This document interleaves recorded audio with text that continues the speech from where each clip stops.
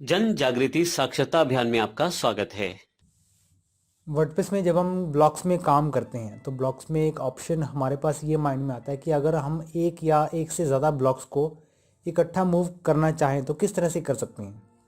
आज की वीडियो इस चीज़ पर बेस है कि आप अगर एक से ज़्यादा ब्लॉक्स को मूव करना चाहते हैं, उसे अलग प्रॉपर्टीज़ देना चाहते हैं तो किस तरह से दे सकते हैं। अब मान लीजिए मैंने यहाँ पर पैराग्राफ के इस टैब पर क्लिक किया और मैं इसे मूव करना चाहता हूँ, तो मैं इसे पर्टिकुलरली सेपरेटली मैं मूव कर पाऊँगा। अगर मैं इन दोनों को मूव करना चाहता हूँ तो मुझे इन दोनों को मूव करने के लिए इन सभी को सेलेक्ट करना होगा और यहाँ से ऑप्शन पर राइट क्लिक करके आपको इसे ग्रुप करना होगा। आप जैसे इसे ग्रुप करते हैं तो आप इन दोनों पैराग्राफ और इस कोट टेक्स्ट को इकट्ठा ही मूव कर पाएंगे कुछ इस तरह से।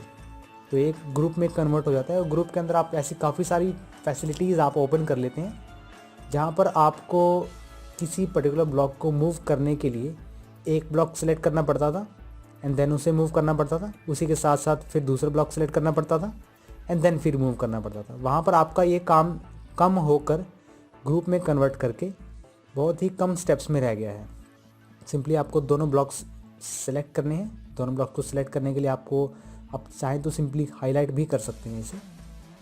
यहाँ से आप सिंपली इसे हाईलाइट करें और पूरे के पूरे जो दोनों ब्लॉक्स हैं ये ग्रुप हो चुके हैं। और ग्रुप होने के बाद आपको यहाँ से राइट क्लिक करके ग्रुप के ऑप्शन पर क्लिक करना है और आप इसमें ग्रुप कर लेंगे प्रॉपर्ली। और इसी तरह से बैकग्राउंड कलर को देना चाहें तो पूरे ग्रुप को बैकग्राउंड कलर दे सकते हैं अलग अलग तरह के, जैसा आपको सूटेबल लगे।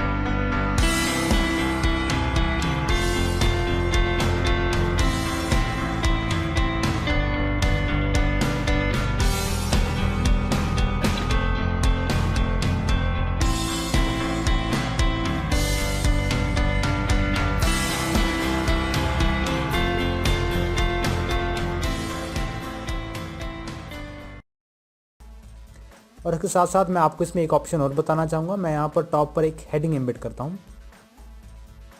टॉप पर हेडिंग एम्बेड करने के लिए मैं यहाँ से इंसर्ट बिफोर के इस बटन पर क्लिक करता हूँ और हेडिंग ऐड करता हूँ। जब मैं यहाँ पर हेडिंग 1 ऐड करता हूँ और आप कलर सेटिंग्स में जाता हूँ तो मैं यहाँ पर सिर्फ टेक्स्ट कलर्स को एक्सेस कर पा रहा हूँ। मेरे पास किसी भी तरह का बैकग्राउंड कलर नहीं है जिसे मैं चेंज कर पाऊँ। अब अगर मैं चाहता हूँ कि मैं इस हेडिंग को बैकग्राउंड कलर दूं तो मैं वो किस तरह दे सकता हूं। इसके लिए मुझे इस पर राइट क्लिक करके इसे ग्रुप में कन्वर्ट करना होगा। ग्रुप में कन्वर्ट करने पर आप इसकी बैकग्राउंड कलर सेटिंग्स को एक्सेस कर पाएंगे। मैं यहाँ पर इस कलर की बैकग्राउंड सेटिंग को एक्सेस करता हूँ।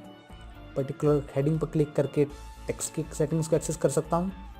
वाइट करता हूँ इसे और अब अगर मैं इसे अपडेट करके इसका प्रीव्यू देखता हूँ रिफ्रेश करके, तो आपको ये जो हेडिंग का ब्लॉक है ये इस तरह से विद बैकग्राउंड देखने को मिलता है क्योंकि हमने इसे ग्रुप में कन्वर्ट किया है। अगर आप इस पूरी हेडिंग को वाइड स्क्रीन पर, वाइड लेंथ पे देखना चाहते हैं, वाइड विड्थ पे देना चाहते हैं, तो उसके लिए आपको इस ऑप्शन पर क्लिक करना है और फुल विड्थ पर सिलेक्ट करना है।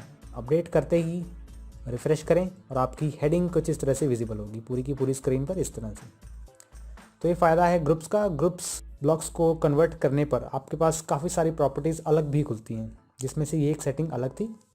इसमें पर्टिकुलर हेडिंग को हम बैकग्राउंड कलर नहीं दे पा रहे थे, लेकिन ग्रुप में कन्वर्ट करके हमने उसे properly background colour add on कर दिया। तो ये बेनिफिट है ग्रुप टेक्स्ट का, ग्रुप ब्लॉक का। और इसके साथ साथ आप मल्टीपली इन ब्लॉक्स को मूव कर सकते हैं। अगर आप एक से ज़्यादा आइटम्स को ग्रुप में रखना चाहते हैं तो उसके लिए आपको वो पूरे के पूरे ब्लॉक को सिलेक्ट करना है कुछ इस तरह से। सिंपली ब्लॉक सेलेक्ट करें।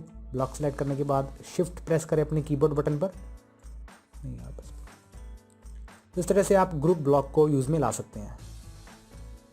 ग्रुप ब्लॉक अगर आप इंडिपेंडेंटली ऐड करना चाहते हैं विदाउट किसी ब्लॉक, एग्जिस्टिंग ब्लॉक को ग्रुप में ऐड करने के, उसके लिए आपको प्लस साइन पर क्लिक करना है और इसे क्लॉप्स करें एंड लेआउट एलिमेंट्स में आपको यहाँ ग्रुप टैब पर क्लिक कर देना है।